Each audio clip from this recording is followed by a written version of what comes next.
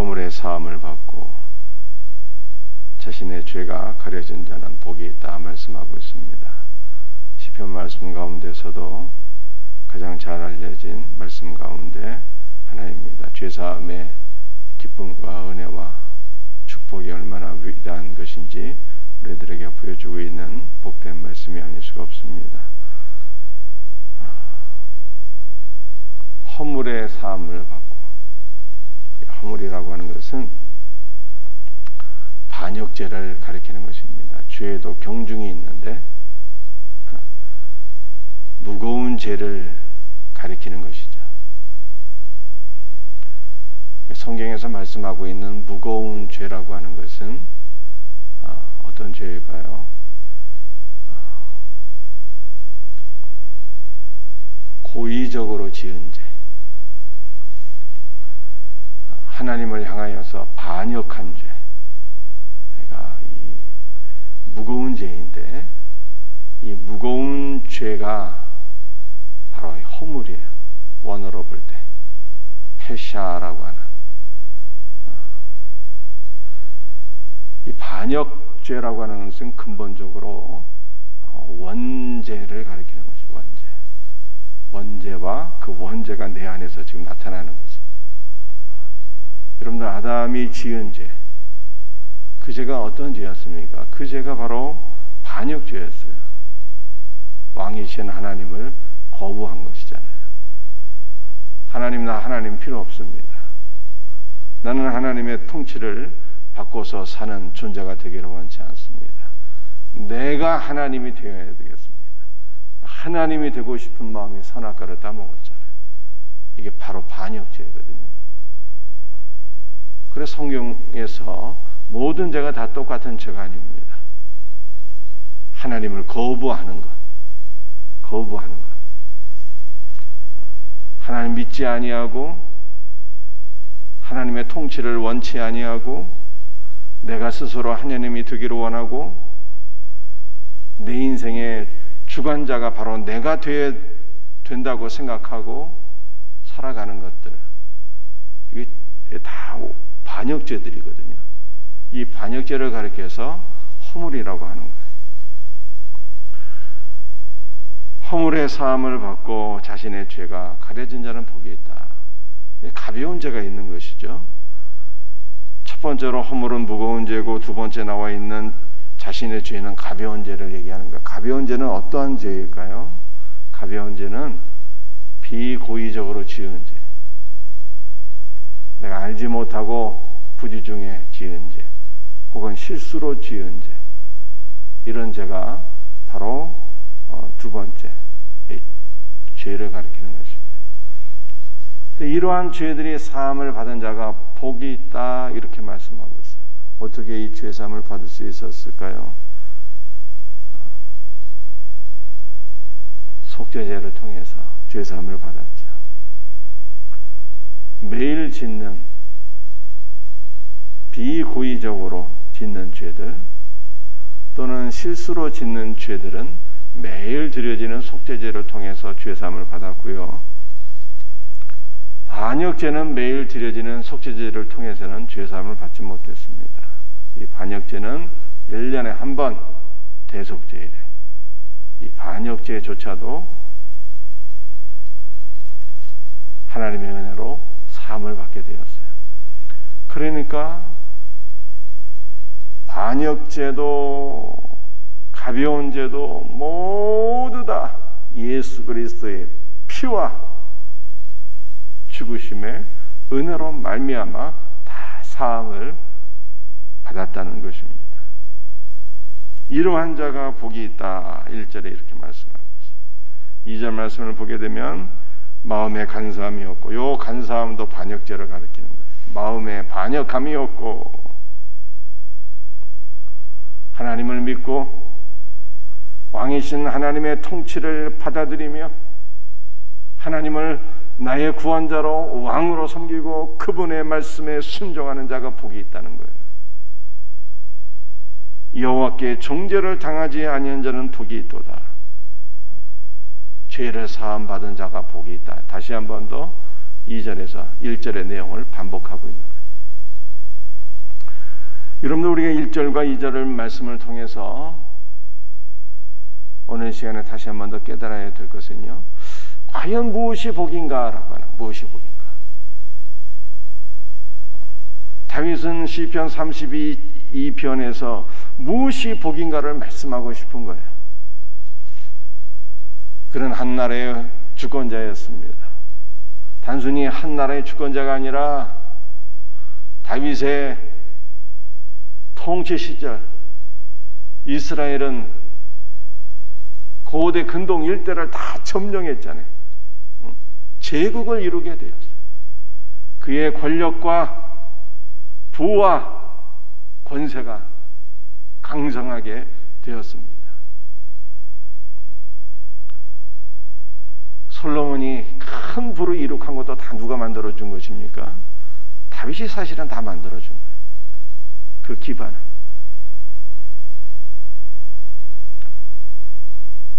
많은 물질을 소유한 제국의 왕이었습니다. 그런데 다윗은 한 제국의 통치자로서 강력한 권세가 있고 또 많은 물질이 있었지만 무엇이 복인가를 지금 말씀하고 있는 거예요. 무엇이 복이라고 말씀하고 있습니까? 그가 소유한 권력이나 물질이 복이 아니다라는 거예요. 무엇이 복인가? 나의 모든 죄가, 나의 반역죄도, 나의 실수와 허물도 주 예수 그리스도의 십자가 보혈로 죄를 사함받은 것이 가장 복된 것이다 라고 말씀하고 있는 거예요. 내가 예수 그리스도를 믿고 주님의 통치 안에 있는 것이 내 삶의 가장 복이다 라고 말씀하고 있는 거예요. 이것을 예수님께서 신약성경 마태복음 5장에서도 참복이 무엇인가를 우리들에게 말씀하셨잖아요. 팔복 가운데 첫 번째 복이 무엇입니까? 심령이 가난한 자는 복이 있나니 천국이 저희 것입니다 라고 말씀하셨어요. 심령이 가난하다는 것이 무엇입니까? 단순히 겸손하고 그런 것을 가리키는 것이 아니죠. 마태복음 5장에 나와 있는 그 가난은요, 상대적인 가난이 아니라 절대적인 빈곤이에요. 아무것도 없는 거예요. 아무것도. 그래서 오직 주 예수 그리스도를 바라보고 의지할 수밖에 없는 그 상태를 가리킵니다. 전적으로 주님만을 바라보고 주님만을 의지하고 주님만을 소망하니 그 심령의 가난함이, 주 예수를 전적으로 바라보고 의지함이 복이 있다는 거예요. 왜냐하면 주 예수를 전적으로 바라보고 의지하고 소망하는 자들에게 천국이 임한다는 거예요. 하나님의 나라가. 하나님의 나라를 소유했으니 세상에서 가장 복된 자다 라고 말씀하고 있는 것이죠. 여러분들 시편 32편에도 마찬가지예요. 죄를 사함받은 것이 가장 복이에요. 왜냐하면 죄 때문에 낙원을 잊어버리게 되었잖아요. 그죠? 아담과 하와가 사탄의 유혹을 받아서 범죄한 결과, 하나님을 반역한 결과 낙원을 잃어버리게 되었는데, 이제 주 예수의 은혜로 말미암아 죄를 사함받았으니, 죄를 사함받은 것은 잃어버린 낙원, 하나님의 나라, 생명나무 과실을 다시 먹게 되었다는, 하나님의 나라를 되찾게 되었으니 이것이 가장 큰 복이다. 하나님의 나라가 무엇입니까? 주 예수 그리스도께서 하나님의 나라예요. 그분이 계신 것이 천국이요, 그분이 안 계신 것이 곧 지옥인 것입니다. 여러분들, 우리가 무엇이 복인가를 다시 한 번 더 깊이 생각할 수 있는 오늘 복된 새벽이 될 수 있기를 바랍니다. 세상적인 것이 참 복이 아니래요. 우리가 참 복이신 예수 그리스도를 만나게 되면 세상적인 것은요, 그냥 하나님께서 우리의 삶에 필요한 모든 것은 보너스로 이렇게 주시는 거예요. 그분이 우리의 삶을 책임져 주시잖아요.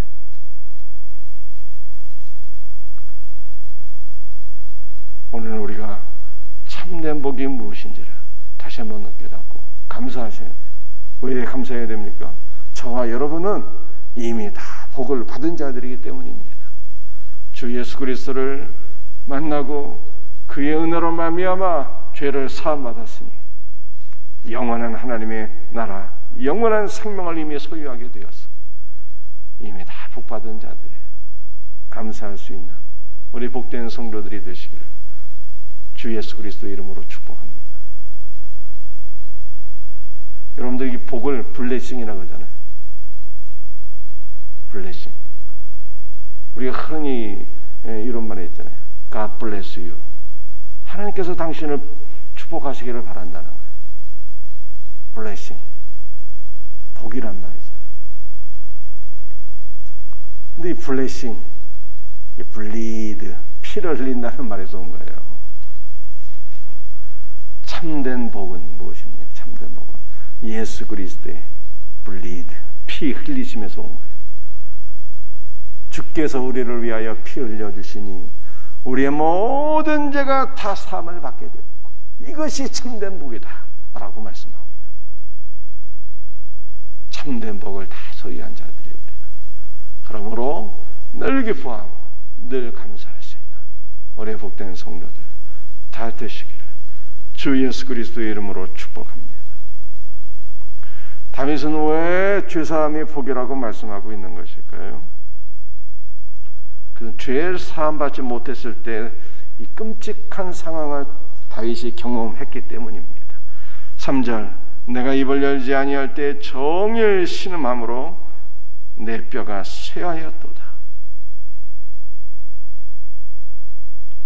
죄를 사함받지 못했을 때 상황 어땠다고요? 3절에 뼈가 쇠하였대요. 이 뼈가 쇠하였다는 말은 뼈가 다 썩었다는 뜻이에요. 그 심령의 고통이 얼마나 큰지, 뼈가 다 썩었어요. 여러분들 뼈가 썩으면 어떻게 될까요? 뼈가 썩으면요,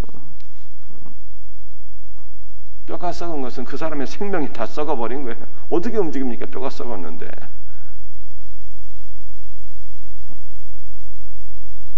여러분들 이 뼈가 사람의 신체를 골격을 형성하는 것 아니겠습니까? 뼈가 튼튼해져 걸어도 다니고 뛰어도 다니고 일도 하는 것이지. 뼈가 썩은 것은요 더 이상 살 수 없는, 생명력이 다 소진되어 버린 상태, 생명력이 다 소진되어 버린 상태.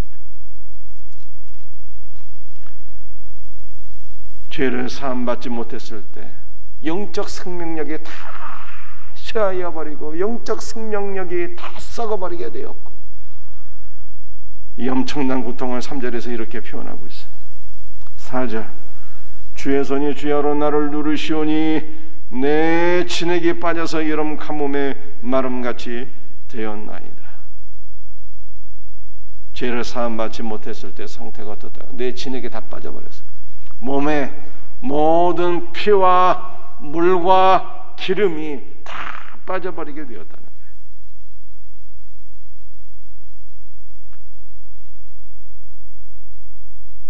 사람의 신체 70%가 물이라고 하는데 물이 다 빠지면 어떻게 살겠어요? 피가 빠지면 사람이 어떻게 살 수 있습니까? 진액, 피와 물과 기름이 다 빠져버려 생명력이 다 소진되어 버린 상태를 가리키는 것이죠. 더 이상 살 수 없는.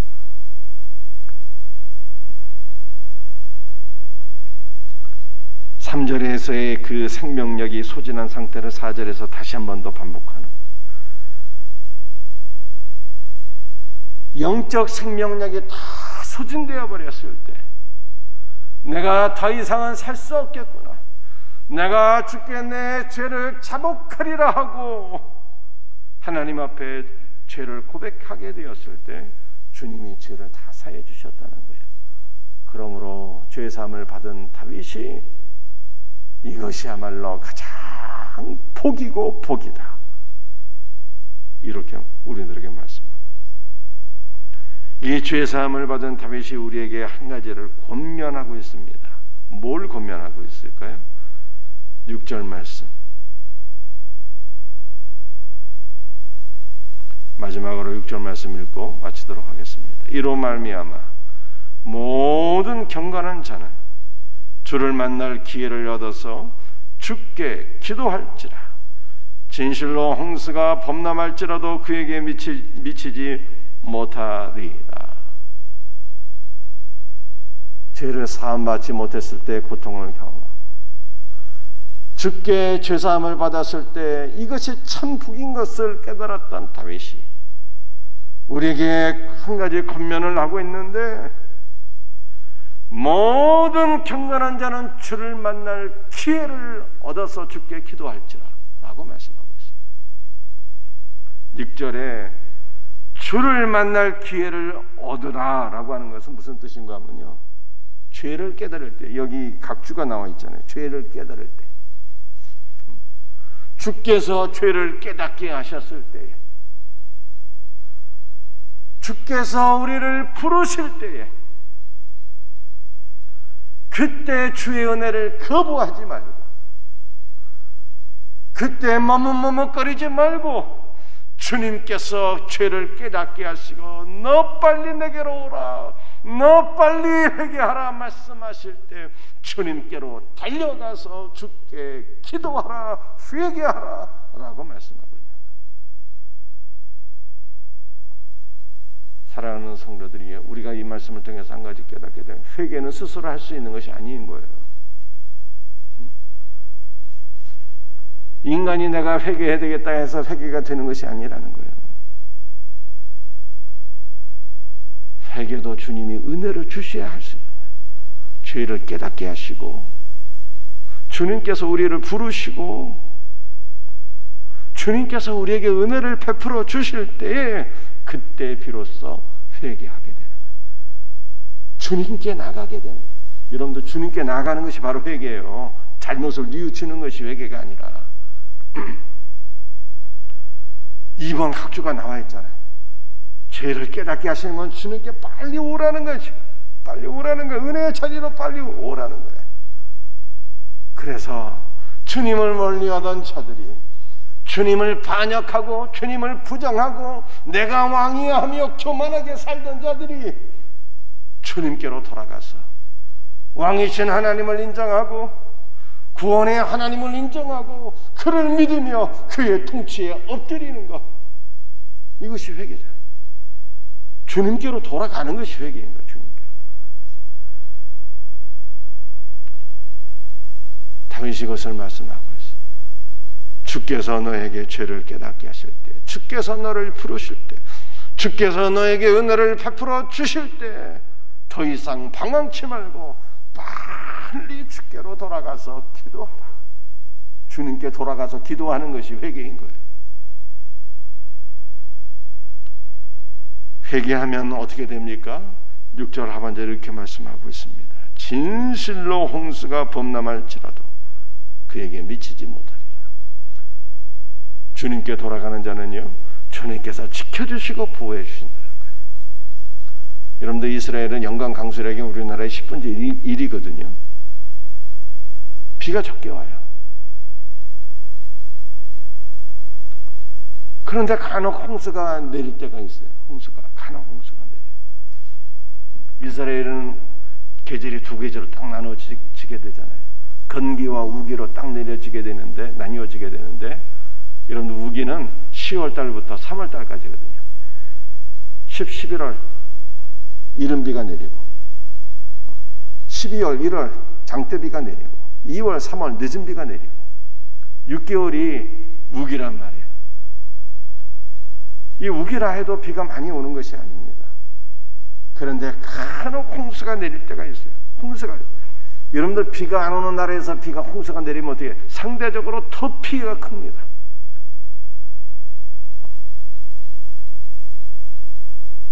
작은 물에도요, 모든 것이 다 휩쓸려 갈 수가 있어요. 이스라엘에서 홍수 한번 나가게 되면 이게 몇십 년 만에 한번 있을까 말까 하는 사태인데, 홍수라는 건 이스라엘에서 몇십 년 만에 있을까 만한 이 홍수, 비 안 오는 나라에서 이 비가 오는 이 홍수, 이거 한번 있게 되면요, 모든 것이 다 쓸려가는 거예요. 그러나 그 홍수가 일어날지라도, 큰 재앙이 일어날지라도 주께로 돌아가는 자는 두려움이 없다는 거예요. 주께서 지켜주시고 보호해 주신다는 거예요. 그러므로 너희는 죄를 깨달을 때, 주께서 오라고 하실 때, 주께서 은혜를 베풀어 주실 때 더 이상 주의 은혜를 거부하지 말고 주께로 돌아가라. 주께 돌아가라. 주님께 기도하라. 우리가 이렇게 다윗이 권면하고, 주님께 돌아가는 것이 복이 돼요. 오늘 이 말씀 붙잡고 우리 모두가 더욱더 주님께로 돌아가는, 또 우리의 가족들이 주님께로 돌아가고, 우리 사랑하는 성도들이 다 주님께로 돌아가고,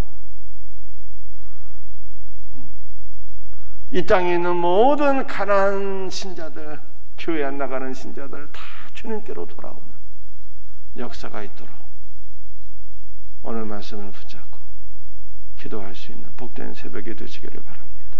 기도하시겠어요?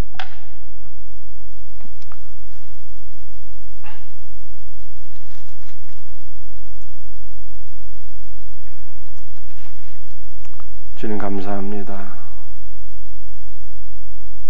허물을 사함받고 죄를 사함받는 것이 복이라고 말씀하셨습니다. 우리는 건강하고 돈 있는 것이 복인 줄 착각할 때가 많이 있는데, 이러한 것들은 참복이신 주 예수 그리스도를 잠시 비추어 주는 것에 불과하고, 참복은 왕이신 하나님, 우리의 구원자이신 하나님, 그분을 믿고 그분의 은혜로 말미암아 죄를 사함받는 것이 참 복인 줄로 믿습니다.